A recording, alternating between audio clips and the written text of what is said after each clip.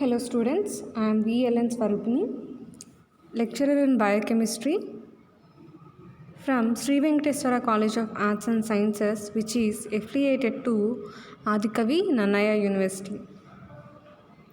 Now, I would like to discuss about second BSc third semester biochemistry paper, that is enzymology and bioenergetics. From this paper, we have already completed discussing about unit 1 and unit 2 topics, and also started unit 3, and this is the another class for unit 3. And in this class we will discuss about allosteric regulation and cooperativity with few examples. Okay, so let's start the topic allosteric regulation. In biological system, regulation of enzyme activities occur at different stages in one or more of the following ways to achieve cellular economy. Okay, so in our biological system means nothing but in our bodies, regulation of enzyme activities is done in different ways. Okay, so any enzyme activity is should be regulated at certain point of time. Okay, and for that regulation there are different kinds of methods, and here by following allosteric regulation and cooperativity, we can regulate enzyme activity at different levels. Okay, and this regulation is very important based on the amount of end product that is produced by the enzyme activity. And if the end product is high, what will happen? This may lead to different consequences. To avoid that, enzyme activity should be regulated at perfect time, and for that particular regulation purpose, allosteric regulation and cooperativity are one of the best important mechanisms. So let's see about allosteric regulation or allosteric inhibition firstly.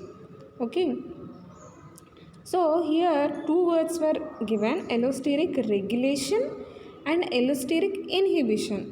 Okay, so let's see about them. Some of the enzymes possess additional sites known as allosteric site.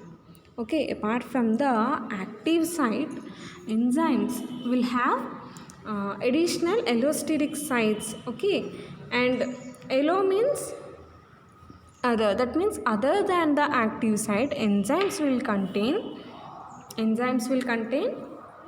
additional sites, and those are called as allosteric sites, and the particular enzymes which contain these allosteric sites are called as allosteric enzymes. Okay, so enzymes which have additional site or other than the active site, if any enzyme is having an additional site, it is called as allosteric site, and that particular enzyme is termed as allosteric enzyme. And the allosteric sites are unique places on the enzyme molecule as active site. Okay, we all know active sites are also unique, and these are very specific in nature, and here these allosteric sites are also very unique, and certain substances referred to as allosteric model factors or effectors or modifiers bind at the allosteric site and regulate the enzyme activity. Okay, so coming to this allosteric site, certain substances like allosteric modulators or allosteric model factors or allosteric effectors will come and bind to these additional site on the enzyme or the allosteric site on the enzyme, and this will allow the regulation of enzyme activity due to the presence of this allosteric effector or allosteric modifier or allosteric model factor. Okay, And the enzyme activity is increased when a positive allosteric effect binds at the allosteric site known as activator site. Okay. Here, whenever this particular effector, allosteric effector or allosteric modifier is an positive allosteric effect binder, then obviously enzyme activity will be increased. Okay, so at the allosteric site, if a positive allosteric effector binds, then it will increase the enzyme activity. Okay, and on the other hand, a negative allosteric factor binds to the allosteric site called inhibitor site and inhibit the enzyme activity. So if it bind to the activator site is a positive allosteric binder, it is called as activator site. That means by attachment of the based on the type of effector binding to the this allosteric site, name of that allosteric site also will change. If it is a positive allosteric effector, we call it as activator site, and the result or the effect of this positive allosteric effector will result in a increased enzyme activity. Whereas if a negative allosteric factor binds to the allosteric site, we call that allosteric site as inhibitor site, and enzyme activity will be decreased and inhibited. Okay, and based on we have different classes of allosteric enzymes. Let's see about them. Enzymes that are regulated by allosteric mechanism are referred to as allosteric enzymes. Okay, that means the enzymes which are regulated through allosteric mechanism are called as allosteric enzymes, and these are divided into two classes based on influence of allosteric effectors and Km and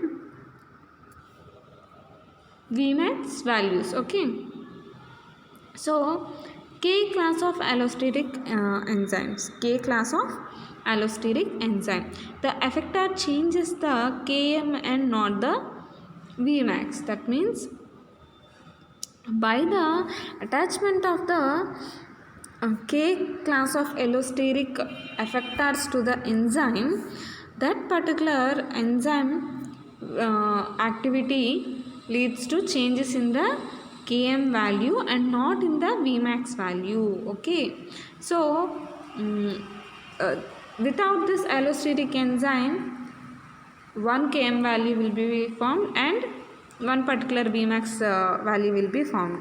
And after addition of this allosteric enzyme or allosteric factor, there will be change in the Km value and not in the Vmax value, and a double reciprocal plot similar to competitive inhibitions are obtained. Okay, so if you see competitive inhibition, can just see what is this competitive inhibition.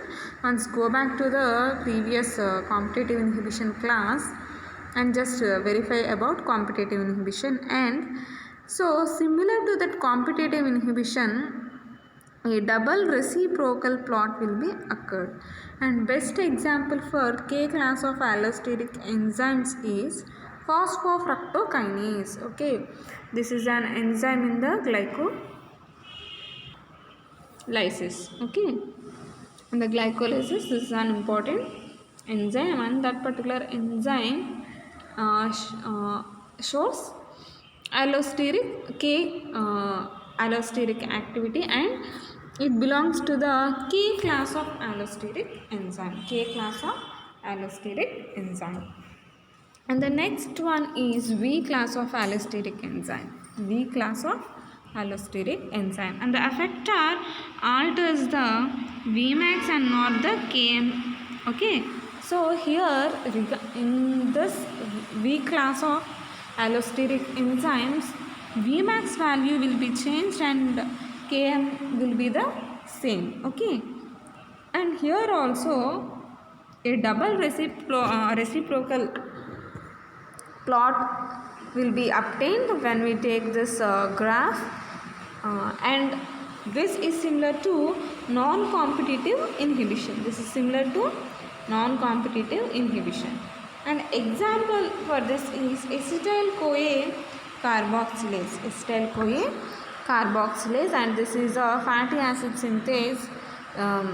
It is present in the fatty acid synthesis cycle. Okay.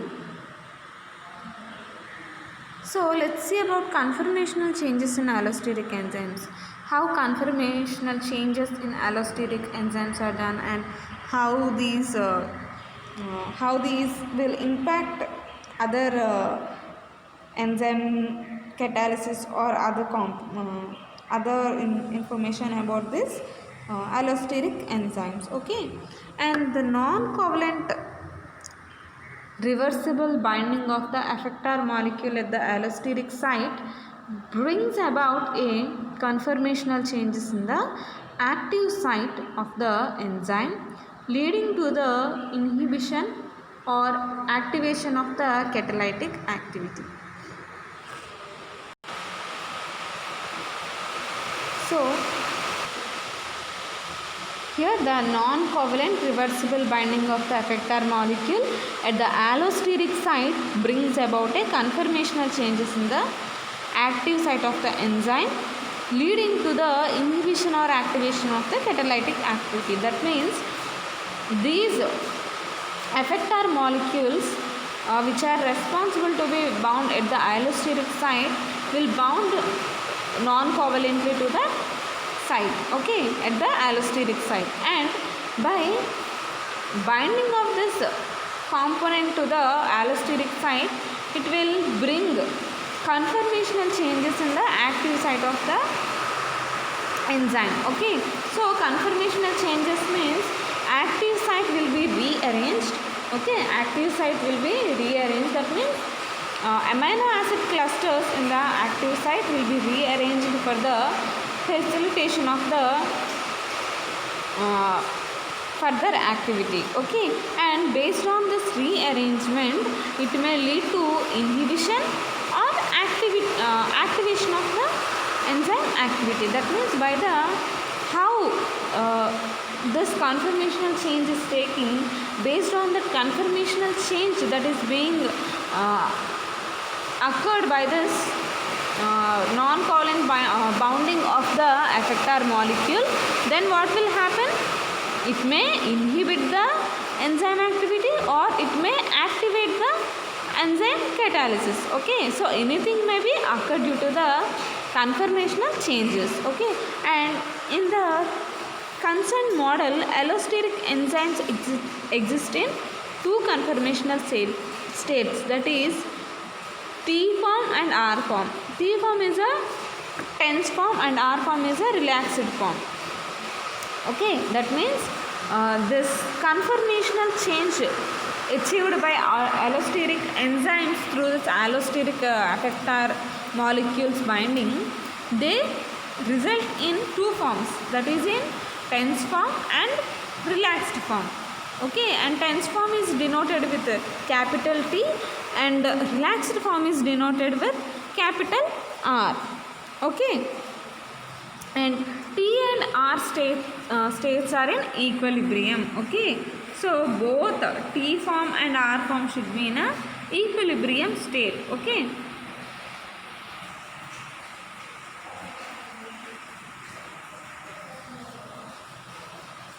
So if you see this particular graph, effect of substrate concentration on enzyme activity. A graph is drawn between substrate concentration on x-axis and enzyme activity or velocity of the enzyme on y-axis, and a hyperbolic curve and a sigmoid curve will be formed. Okay, so let's see this allosteric enzyme activity with an example, and here the example is ATPase. Okay, ATPase, aspartate transcarbamylase. Okay, its full name is aspartate transcarbamylase. In molecular biology, the ATPase family or OTPase family, okay, this is ornithine transcarbamylase, whereas ATPase is the aspartate transcarbamylase. Okay, in molecular biology, this ATPase and OTPase family is a protein family which contains two related enzymes. Okay, so these are two families and these are related to the enzymes aspartate carbonyl transferase and its election commission number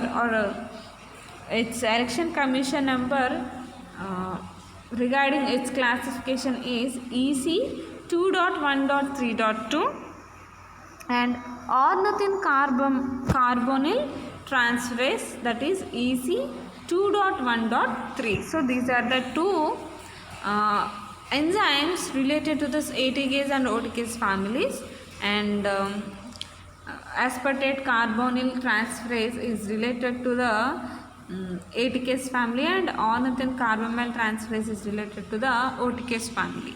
Okay, and this aspartate carbonyl transferase, which is also called as aspartate carbamylase catalyzes the first step in the pyrimidine biosynthesis pathway. So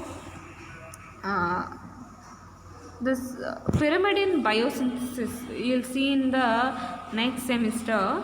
So this pyrimidine biosynthesis is nothing but how the pyrimidine molecules will be synthesized in our body. This pathway will let us know about the pyrimidine biosynthesis. Okay, in this particular pyrimidine biosynthesis, here aspartate transcarbamylase, okay, aspartate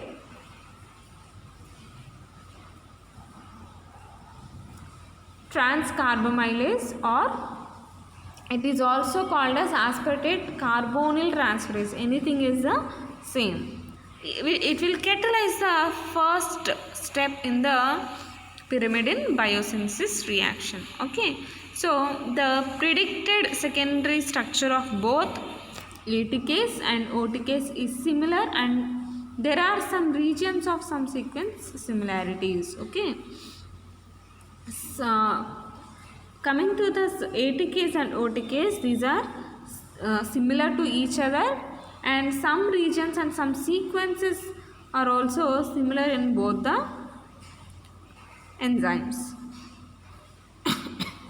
Excuse me. Aspartate carbonyl transferase catalyzes the conversion of aspartate and carbonyl phosphate to carbonyl aspartate. So what is the reaction here? Aspartate carbonyl transferase,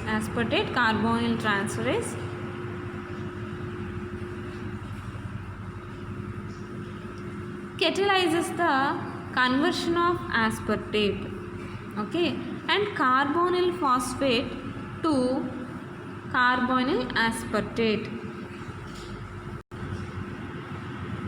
So by the activity of this aspartate carbonyl transferase enzyme, aspartate and carbonyl phosphate are converted into carbonyl aspartate. Okay, and in prokaryotes, ATPase consists of two subunits under catalytic charge. Okay, in this prokaryotes, ATPase consists of two subunits and a catalytic charge.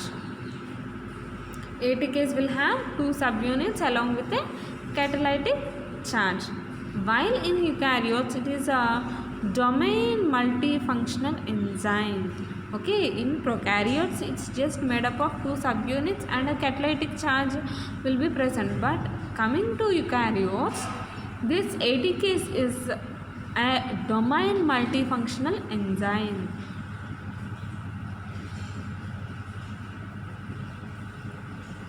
Okay, that means it's a multifunctional enzyme.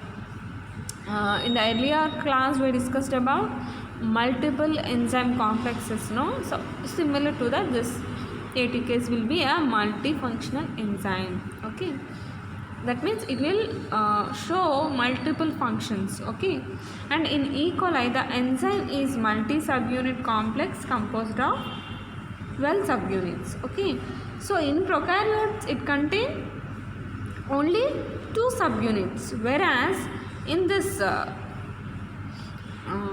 particular eukaryotes, particularly in E. coli, it is a multi-subunit complex and it is made up of 12 subunits. Okay, and the composition of subunits is 2 trimer of catalytic subunits and 3 trimers of regulatory subunits. That means from all these 12 subunits, 2 trimer of catalytic subunits and 3 trimers of regulatory subunits will be present.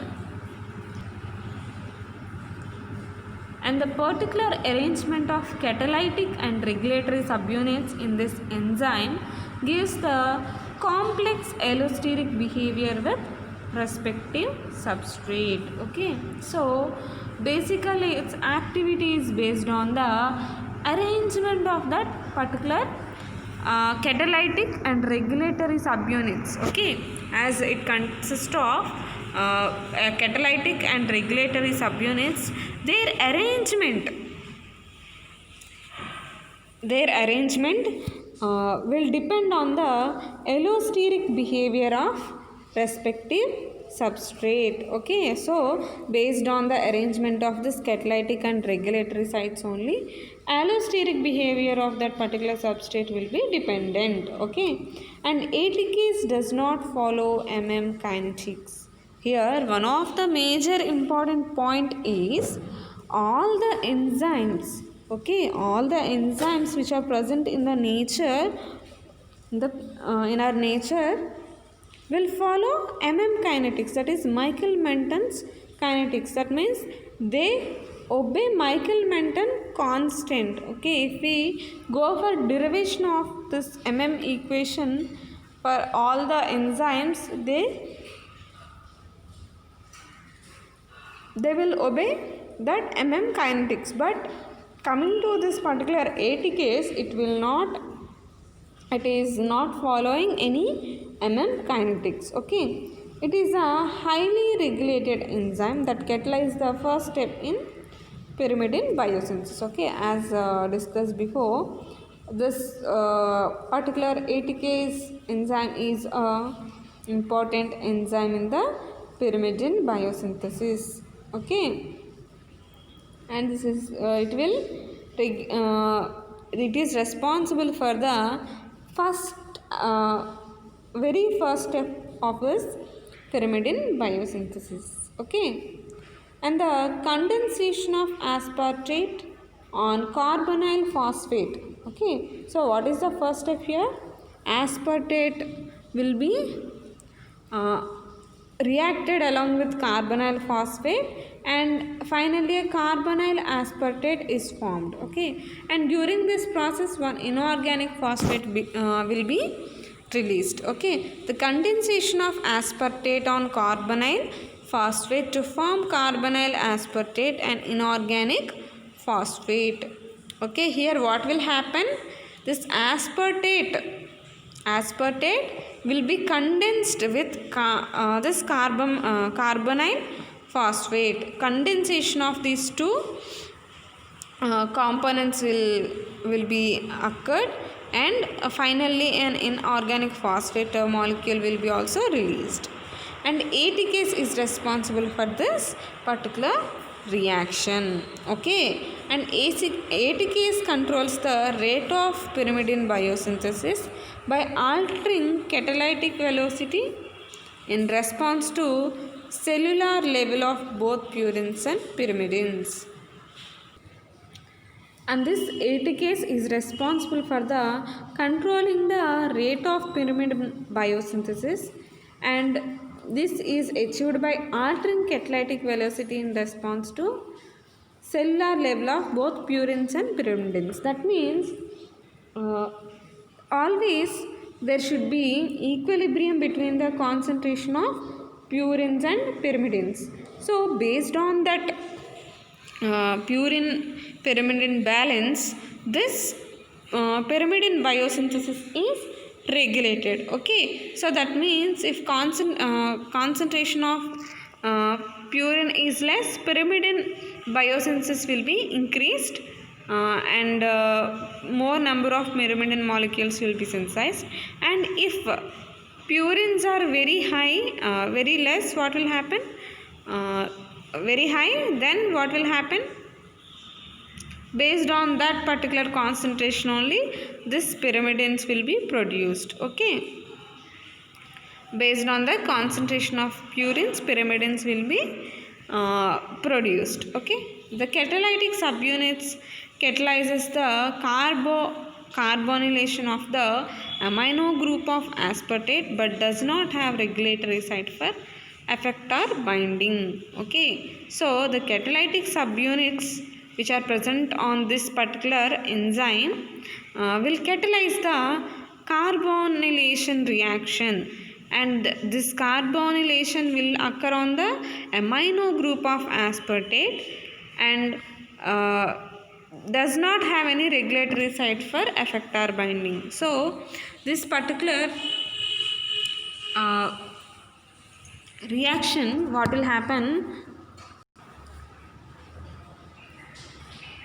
This catalytic subunits which are present in this particular ATPase enzyme, they will carbonylate the amino groups of aspartate and they will lead to the reaction. Okay, and but these subunits does not have any regulatory site for effector binding. Okay,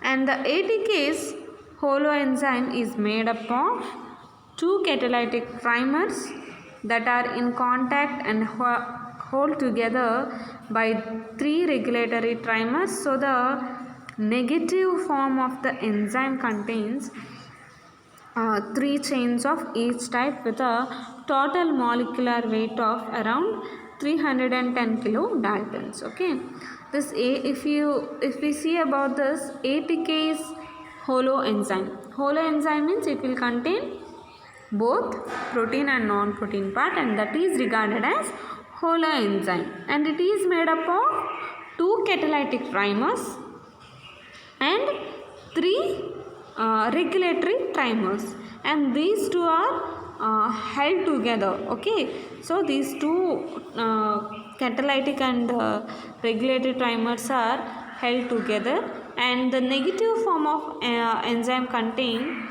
three chains of each type with a total molecular weight 310 kilodaltons. So this is about the allosteric inhibition or allosteric regulation. Okay, so in this what we have discussed, allosteric enzyme, which means it contains allosteric enzyme means it contains this what we call additional or another attachment site. Okay, and that is called as allosteric site, and that particular enzyme with allosteric site is called as allosteric enzyme. So based on this particular allosteric site, if regulation or inhibition takes place, this is allosteric regulation and allosteric inhibition. And best example that we studied for this is ATPase, activity of ATPase enzyme on the first reaction or on the first reaction of the pyrimidine biosynthesis. Okay, so next let's see about this topic, that is cooperativity. Cooperativity. This is also a kind of regulation mechanism. Let's see about this. The phenomenon in which the shape of one subunit of an enzyme consisting of several subunits is altered by the substrate or some other molecule so as to change the shape of neighboring subunit.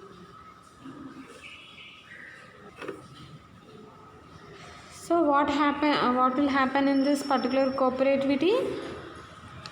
Any enzyme with multiple subunits, in that one particular subunit shape is changed, is altered.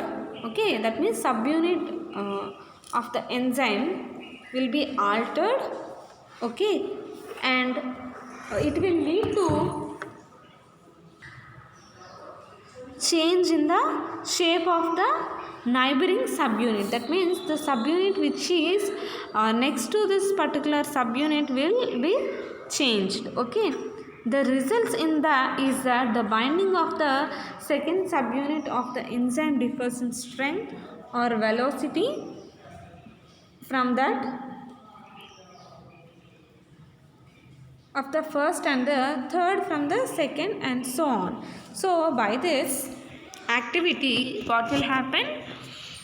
Binding of second subunit of the enzyme differs in strength and velocity from that of the first one. Okay, so all the subunits belong to the same enzyme, but based on this activity each and every subunit's efficiency, okay, strength or velocity of that particular enzyme will be changed. Okay, and what will happen in this?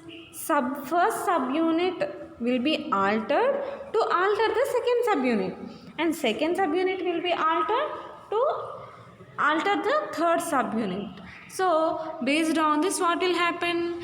Activity of first subunit will differ from second one, and second subunit will differ from third one. Okay, and if the change in the shape of the first subunit makes easier the binding of substrate to the second subunit, and the effect is called positive cooperativity. And if the first subunit change in the first subunit shape is easy, and this first subunit binds easily to the substrate, and this first subunit shape is changed easily, and the substrate will bind to second subunit, and this is called as positive cooperativity. That means if the substrate will bind to the second subunit, then it is called as positive cooperativity. And negative cooperativity, the binding of molecule to the first subunit makes more difficult to the binding of substrate to the second one. So now let's see about this negative cooperativity. Here binding of a molecule to the first subunit makes more difficulty to binding of substrate to the second one. So in few conditions what will happen? The first subunit will not easily accept the change, and that will lead to difficulties in binding of the substrate to the second subunit. Okay, that's why it is called as negative cooperativity. In the positive cooperativity, what is happening? First subunit is being changed very easily, and it is allowing the substrate to be bind to the second subunit. But in the negative cooperativity, what's happening? The first subunit is not easily changing, and it's blocking the attachment of substrate to the second subunit, and this is called as negative cooperativity. And allosteric enzymes generally contain more than one subunit and shows phenomena of cooperativity. So even allosteric enzymes undergo this cooperativity phenomenon as they have more than one subunit in their enzymes, and they may show positive or negative cooperativity and homophilic and heterophilic cooperativity. Okay, any kind of cooperativity may be possible. Now let's see about positive and negative once again. When the binding of one molecular substrate increases, the affinity of the enzyme for the other molecule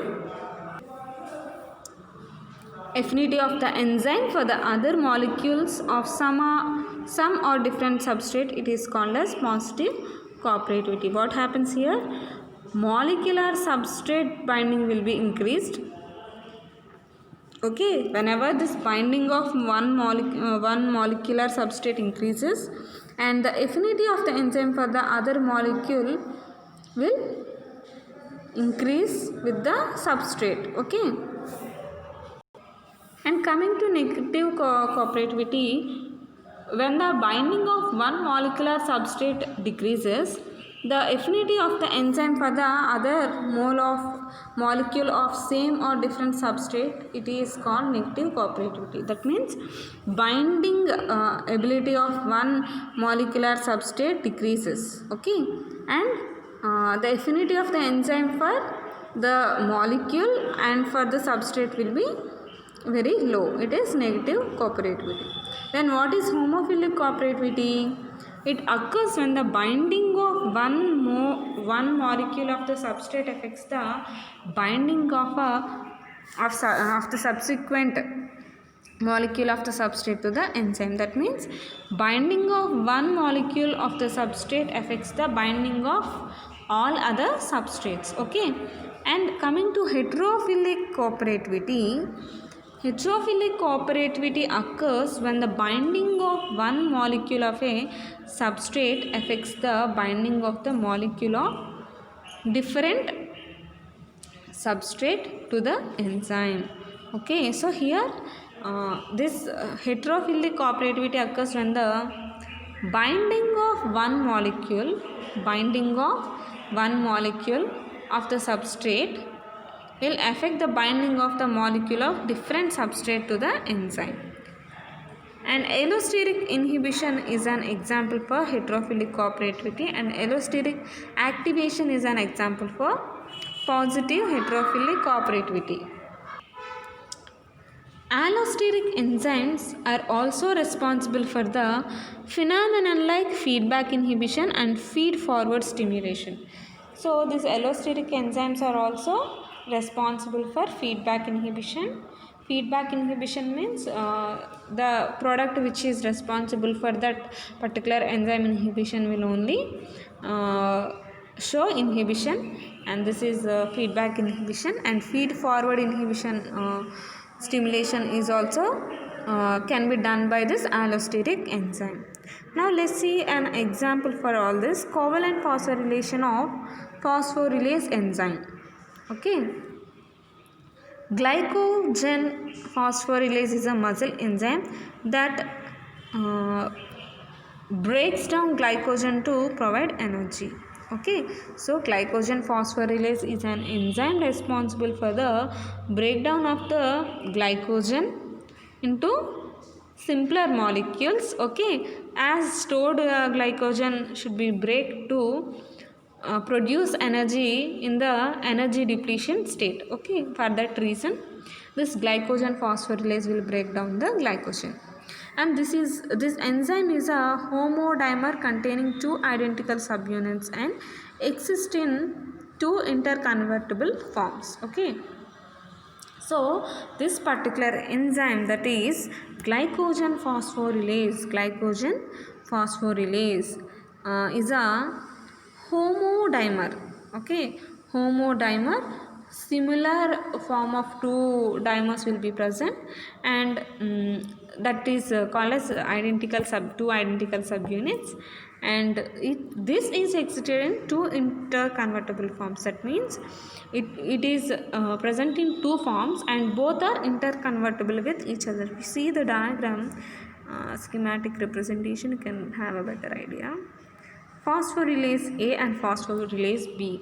Okay, glycogen phosphorylase A as an active form and glycogen phosphorylase B as inactive form. Okay, so these are the two interconvertible forms of glycogen phosphorylase. Okay, so let's see. Phosphorylase B D-phosphoenzyme is inactive, which is converted by phosphorylation of serine residues to active form phosphorylase A. Okay, based on the phosphorylation of serine residues on these subunits, this is converted into active and deactivation form. Okay, here what will happen? Phosphorus group will be removed by the utilization of ATP, and phosphorylase B is converted into phosphorylase A, which is a active form, and the inactive enzyme phosphorylase B is produced on dephosphorylation. Okay, so again this phosphorylation process is essential for activation. Okay, and dephosphorylation is done to form inactive form. Okay, there are some enzymes which are active in dephosphorylation state and becomes inactive on phosphorylation. So this particular enzyme is being activated by phosphorylation and deactivated by inactivated by dephosphorylation. So in nature there are some enzymes which are activated by dephosphorylation and inactivated by phosphorylation. Okay, so example for this is particular topic is glycogen synthase and acetyl-CoA carboxylase. If you see the reaction, you can have a better idea. Here, interconversion of phosphorylase B to phosphorylase A is done through ATP dependent reaction. Here one ATP will be utilized, and AMP dependent kinase is the enzyme which will help this reaction, and for formation of an active form one phosphate will be utilized and inorganic phosphate will be released, and again inactivation form will be formed by dephosphorylation. Okay, by phosphorylation active form will be formed, and in nature many enzymes which are activated through dephosphorylation and inactivated by dephosphorylation are present. Okay, so this is all about allosteric inhibition with relation to cooperativity. So please verify the material and verify the class and keep the material with you while listening to the class. If you have any doubts, please contact me.